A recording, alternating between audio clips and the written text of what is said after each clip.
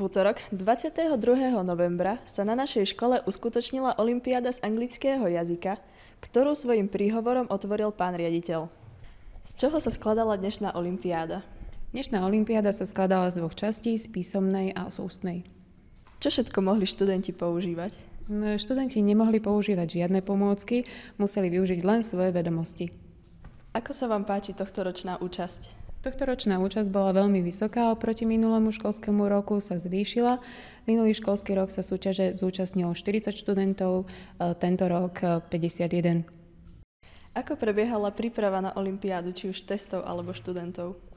Testy pripravili vyučujúce anglického jazyka, no a študenti sa pripravovali v rámci hodín anglického jazyka. Myslíš, že postupíš ďalej zo školského kola? No, môj postup je možný, ale nie je zaručene istý.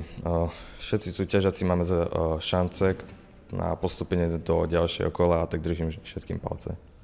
Znamená pre teba niečo účasť na olympiáde? Je to super, môžem si porovnať sily s ostatnými účastníkmi, pretože dneska ich prišlo fakt veľa, takže uvidíme, kto z nás bude ten najlepší. Znamená pre teba niečo účasť na olympiáde? Áno, znamená.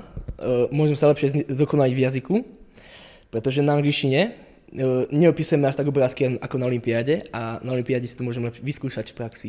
Ako sa ti darilo na olympiáde? No, mohlo to byť aj lepšie, ale s ústnou odpoveďou som spokojnejší ako s písomnou. Pre Soše TV Denisa Melišíková.